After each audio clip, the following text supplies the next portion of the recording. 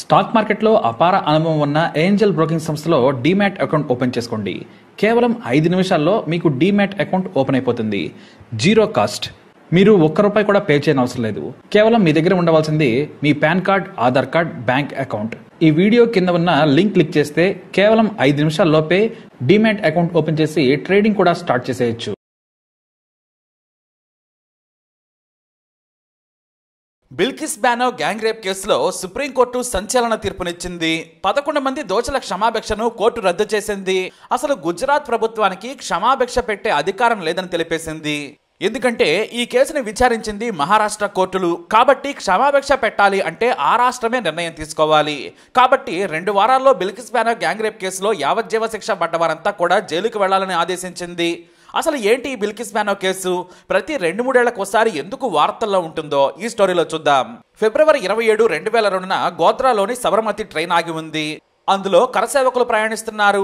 అప్పుడే కొంతమంది దుండగులు ఆ రైలుకు నిప్పు పెట్టారు. దీంతో 59 మంది కరసేవకులు సజీవ దహనం కాగా ఎంతో మంది తీవ్ర గాయాల పాలయ్యారు. ఈ ఘటన కాస్త హిందూ ముస్లింల గొడవగా మారింది. తమ కరసేవకులను సజీవ దహనం చేస్తారా అని హిందువులు ఆగ్రహం వ్యక్తం చేశారు. రాష్ట్రం మొత్తం హింస చెలరేగింది. ముస్లింలపై హిందువులు దాడి చేయడం మొదలుపెట్టారు. రాష్ట్రం రావణ కష్టంగా మారిపోయింది. మైనార్టీలు ప్రాణాలు అరచేతిలో పెట్టుకుని పరుగులు పెట్టడం మొదలుపెట్టారు. అప్పుడే 5 నెలల గర్భిణి అయిన బిల్కిస్ తన 3 ఏళ్ల కూతురు, భర్త, ఇతర కుటుంబ సభ్యులతో కలిసి రాంతిక్పూర్ గ్రామం నుంచి సురక్షిత ప్రాంతానికి పారిపోతుంది. మెల్లిగా గ్రామం నుంచి తప్పించుకుని చపర్వాడ్కు చేరుకున్నారు. సరిగ్గా ఆమె రహస్యంగా బంధువుల ఇంట్లో దాక్కున్న సమయంలో 20 నుంచి 30 మంది కత్తులు, వేట కొడవళ్లు, కర్రలు పట్టుకుని వీధుల్లో వీరవ్యహారం చేస్తున్నారు. మైనార్టీలపై తీవ్రంగా దాడులు చేసి చంపుతున్నారు. సరిగ్గా అప్పుడే ఓ గ్యాంగు బిల్కిస్ దాక్కున్న ఇంట్లోకి వచ్చింది. వారంతా కసితో ముస్లిం మహిళలపై దాడులకు దిగి అత్యాచారం చేయడం మొదలుపెట్టారు. అప్పుడు బిల్కిస్ అనే యువతి 5 నెలల గర్భిణి, వయసు కూడా కేవలం 19 ఏళ్లు మాత్రమే. వారు బిల్కిస్ పై అత్యాచారం చేశారు. వద్దని బ్రతిమలాడినా, కాళ్లు పట్టుకున్నా కనికరం కూడా చూపించలేదు. చిన్నపిల్లల ముందు అత్యాచారం చేశారు. బిల్కిస్ తో పాటు మరో 3 మహిళలపై కూడా అత్యాచారం చేశారు ఆ నేరస్తులు. ఆ తర్వాత బయటకు చెబితే చంపేస్తామని బెదిరించి మరోసారి దాడి చేసి వెళ్లిపోయారు. దీంతో వారు ఈ రాత్రికి బతికితే చాలనుకొని ఆ ఇంట్లోనే నక్కారు. కొంతమంది అక్కడ నుంచి పారిపోయారు. అయితే వేరే చోట వీరి కుటుంబ సభ్యుల్లో 7 హత్యకు గురయ్యారు. ఇక తనపై జరిగిన దాడిని బిల్కిస్ మర్చిపోలేకపోయింది. అవమానంగా ఫీల్ అయింది. కాళ్లు పట్టుకున్నా క్షమించని ఆ రేపిస్టులను న్యాయస్థానం ముందు, ప్రపంచం ముందు నిలబెట్టాలని బలంగా కోరుకుంది. తమపై అత్యాచారం చేసి తమ వారిని చంపిన దుండగులను న్యాయస్థానం ద్వారా ఉరివేయించాలనుకుని బయటకొచ్చారు. తనకు తెలిసిన మానవ హక్కుల కార్యకర్తలను, నాయకులను, లాయర్లను కలుసుకుని బాధ చెప్పుకున్నారు. మీడియా కూడా ఫోకస్ చేసిన ఫలితం లేకుండా పోయింది. అక్కడ బీజేపీ సర్కారు ఉండడంతో పోలీసులు కేసు తీసుకోలేదు. ఎన్ని పోలీస్ స్టేషన్లు తిరిగినా కూడా బిల్కిస్కు న్యాయం జరగలేదు. పైగా పోలీసులే బెదిరించారు. తమ మీద ఒత్తిడి చేసి కేసు పెట్టించాలని చూస్తే తీవ్ర పరిణామాలుంటాయని ఆమెను భయపెట్టారు. దీంతో ఆమెకు ఏం చేయాలో పాలుపోలేదు. అయినా కూడా భయపడలేదు బిల్కిస్. మీడియా సాయం తీసుకున్నారు. చివరకు జాతీయ మానవ హక్కుల కమిషన్ సాయం తీసుకున్నారు ఆమె. అలా సుప్రీంకోర్టుకు చేరింది బిల్కిస్ కేసు. 2003 డిసెంబర్లో బిల్కిస్ కేసును ఇన్వెస్టిగేట్ చేయాలని సిబిఐని ఆదేశించింది న్యాయస్థానం. దీంతో బిల్కిస్ కేసు కాస్త ఇటు రాజకీయంగా కూడా కీలకంగా మారింది. గుజరాత్లోని బీజేపీ సర్కారు, కేంద్రంలోని కాంగ్రెస్ సర్కారు డి అంటే డి అనేలా కామెంట్స్ చేసుకున్నాయి. కానీ సుప్రీంకోర్టు ఈ కేసును తీవ్రంగా పరిగణిస్తూ ఉండడంతో నాయకులు కామెంట్ చేయకుండా వెనక్కి తగ్గారు. ఇక బిల్కిస్ ని విచారించిన తర్వాత సిబిఐ ఇతర 3 మహిళల స్టేట్మెంట్స్ ఆధారంగా వారిపై అత్యాచారానికి పాల్పడిన అనుమానితులను అరెస్టు చేసింది. అయితే గుజరాత్ ప్రభుత్వం తమకు న్యాయం చేయదని, సాక్ష్యాలను తారుమారు చేసే ప్రమాదం ఉందని బిల్కిస్ హైకోర్టుకు వెళ్లిపోయారు. ఇక్కడ విచారణ చేయొద్దని వేరే రాష్ట్రానికి కేసును బదిలీ చేయాలని కోరారు. దీంతో ట్రయల్ అహ్మదాబాద్ నుంచి ముంబైకి చేరింది. సుదీర్ఘంగా దాదాపు 4 ఏళ్లు విచారించిన న్యాయస్థానం మొత్తం 12 మందిని దోషులుగా తీర్పునిచ్చింది.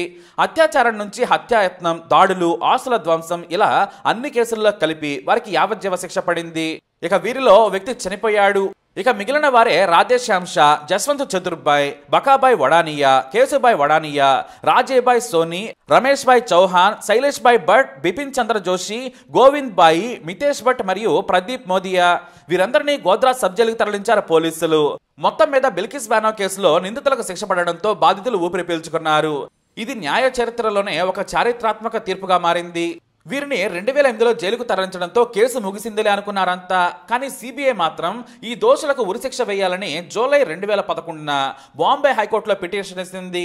ఈ కేసు మొత్తాన్ని విచారించింది న్యాయస్థానం. అంతేకాదు 2016లో సాక్షులను మరోసారి విచారించాలని శిక్షాపడ్డ నిందితుల తరపు లాయర్ మరో పిటిషన్ వేయగా హైకోర్టు తిరస్కరించింది. అయితే తీర్పుపై వేసుకున్న పిటిషన్ను కోర్టు విచారణ చేసింది. మరోవైపు సిబిఐ ఉరిశిక్ష వేయాలని న్యాయస్థానంలో పోరాటం చేసింది. ఇక ఈ 11 మంది మాత్రం తాము నిర్దోషులమని వాదించారు. చివరకు 2017 మేలో కింది కోర్టు తీర్పును సమర్థిస్తూ బాంబే హైకోర్టు కూడా సంచలన తీర్పునిచ్చింది. మీకు సరైన శిక్ష పడిందని తెలిపింది. అంతేకాదు ఉరిశిక్ష వేయాలన్న సిబిఐ అభ్యర్థనను కూడా తోసిపుచ్చింది. అలా నేరస్తులు జైలుకి వెళ్లారు. అయితే కోర్టు శిక్ష విధించిన తర్వాత రాధేశ్యామ్ అనే నేరస్తుడు తమకు క్షమాభిక్ష పెట్టాలని సుప్రీంకోర్టును ఆశ్రయించాడు. తాము 15 ఏళ్లుగా శిక్షణ అనుభవిస్తున్నాం, తమకు సెక్షన్ 432, 433 ప్రకారం క్షమాభిక్ష ప్రసాదించాలని కోరాడు. అయితే హైకోర్టు అతని అభ్యర్థనను తోసిపుచ్చింది. మీరు క్షమాభిక్షకు ఆయా ప్రభుత్వాలను సంప్రదించాలి, మీకు శిక్ష మహారాష్ట్ర కోర్టులో పడింది, మీరు గుజరాత్ జైల్లో శిక్షణ అనుభవిస్తూ ఉన్నారు, కాబట్టి ఆయా రాష్ట్ర ప్రభుత్వాలను సంప్రదించాలని తెలిపింది హైకోర్టు. అయితే 2022 ఏప్రిల్ 21న మళ్లీ సుప్రీంకోర్టు తలుపులు తట్టారు రాధేశ్యామ్. మేమేమీ చిన్న శిక్ష అనుభవించలేదు కదా, బయటకు వెళ్లకుండా 15 ఏళ్ల 4 నెలల పాటు జైలు శిక్షణ అనుభవించాం. ఎవరికైనా సరే కోడ్ ఆఫ్ క్రిమినల్ ప్రొసీజర్ ప్రకారం 15 ఏళ్లు దాటితే క్షమాభిక్ష పెట్టి వదిలిపెడతారు. తమకు కూడా జైలు నుంచి విముక్తి కల్పించాలని కోరారు. దీంతో సుప్రీంకోర్టు విచారించి ఖైదీల విషయాన్ని క్షమాభిక్షను పరిశీలించాలని సుప్రీంకోర్టు గుజరాత్ సర్కారును ఆశ్రయించింది. ఆ తర్వాత గుజరాత్ సర్కారు వెంటనే పంచమహల్ కలెక్టర్ సూర్ మయత్రా ఆధ్వర్యంలో కమిటీ వేశారు. ఆ తర్వాత వెంటనే 5 నెలలకే 11 మంది బిల్కిస్ బానో గ్యాంగ్ రేప్ ఖైదీలకు క్షమాభిక్ష ప్రసాదించింది గుజరాత్ సర్కారు. వారంతా కూడా గోద్రా సబ్ జైల్లో నుంచి విడుదలయ్యారు. వారందరికీ బీజేపీ నేతలు, బంధువులు దండలేసి మరీ దండాలు పెడుతూ స్వాగతం పలికారు. వారేదో స్వాతంత్ర పోరాటం చేసినట్లుగా ఖైదీలకు ఇలా స్వాగతం ఏంటని విమర్శలు కూడా వచ్చాయి. రేప్ కేసులో శిక్ష పడ్డ వారిని బీజేపీ సర్కారు ఎలా వదిలేస్తుందని ప్రతిపక్షాలు ప్రశ్నించాయి. మరోవైపు నా పోరాటం వృధా అయిందని, కుటుంబాన్ని భర్తను దూరం చేసుకుని తాను చేసిన పోరాటం ఇలా నీరు కారిపోతుందని లేదని బాధితురాలు బిల్కిస్ బానో కన్నీటి పర్యంతం అయింది. తనకు కొంతైనా న్యాయం దక్కిందని అనుకున్నాను, కానీ ఇలా శిక్ష పడ్డ ప్రభుత్వం వదిలేయటం ఏంటని మీడియా ముందు కన్నీటి పర్యంతమయ్యారామె. అయితే Trinamool MP Mahua Moitra, CPI MP Subhashini Ali 2022లో సుప్రీంకోర్టులో పిటిషన్ దాఖలు చేశారు. దీనిని స్వీకరించిన న్యాయస్థానం విచారణ చేసింది. ఈలోపు బిల్కిస్ బానో కూడా గుజరాత్ సర్కార్ తీరును సవాల్ చేసింది. అయితే సుప్రీంకోర్టు కూడా బిల్కిస్ బానో పిటిషన్ తోసిపుచ్చింది. 1992 క్షమాభిక్ష పాలసీ ప్రకారం ఆ రాష్ట్ర సర్కార్ నిర్ణయం తీసుకుందని తెలిపారు. అయితే బిల్కిస్ బానో తరపు న్యాయవాదులు ఓ విషయం లేవనెత్తారు. అసలు శిక్ష పడ్డ ఖైదీలను విడుదల చేసే హక్కు లేదని వాదించారు. ఎందుకంటే ఈ కేసులను మహారాష్ట్ర కోర్టులు మాత్రమే తీర్పునిచ్చాయి. కాబట్టి గుజరాత్ ప్రభుత్వం ఎలా నిర్ణయం తీసుకుంటుంది? మహారాష్ట్ర సర్కారు మాత్రమే నిర్ణయం తీసుకోగలదు. హైకోర్టు ఆదేశాల వల్లే కేసును మహారాష్ట్ర తరలించారు. కాబట్టి ఈ కేసు విషయంలో గుజరాత్ సర్కారుకు ఎలాంటి హక్కు లేదని వాదించారు. దీంతో బిల్కిస్ బానో తరపు న్యాయవాదుల వాదనలతో అంగీకరించిన అత్యున్నత న్యాయస్థానం గుజరాత్ ప్రభుత్వం క్షమాభిక్షను రద్దు చేసింది. మహారాష్ట్ర సర్కార్కు మాత్రమే ఖైదీలకు ఉపశమనం కలిగించే అర్హత ఉంటుందని తెలిపింది. కాబట్టి జైలు నుంచి బయటకు వచ్చిన నిందితులు మొత్తం 2 వారాల్లో గోద్రా జైల్లో లొంగిపోవాలని తీర్పునిచ్చింది న్యాయస్థానం. దీంతో కొంతవరకైనా బిల్కిస్ బానోతో పాటు ఇతర బాధితులు ఊపిరి పీల్చుకున్నారు. అయితే జైలు నుంచి బయటకు వచ్చిన రాధేశ్యామ్ షా అనే వ్యక్తి లాయర్గా ప్రాక్టీస్ చేయడం మొదలుపెట్టాడు. ఈ విషయం కూడా సుప్రీంకోర్టు దృష్టికి తీసుకెళ్లారు బాధితులు. అన్ని పరిశీలించిన న్యాయస్థానం దోషులను మళ్లీ జైలుకు పంపింది. మరోసారి ఈ కేసులో సంచలన తీర్పు రావడం న్యాయ వ్యవస్థలో కీలకమని చెప్పవచ్చు. భారతదేశ చరిత్రలో ఇది ఖచ్చితంగా లిఖితమవుతోంది. ఇది బిల్కిస్ బానో కేసు. మరి ఈ కేసుపై మీ అభిప్రాయాలను కమెంట్ ద్వారా తెలియజేయండి. ఈ వీడియో అప్డేట్స్ కోసం మా ఛానల్ ఫాలో అవ్వండి. అలాగే తప్పకుండా సబ్స్క్రైబ్ చేసుకోండి.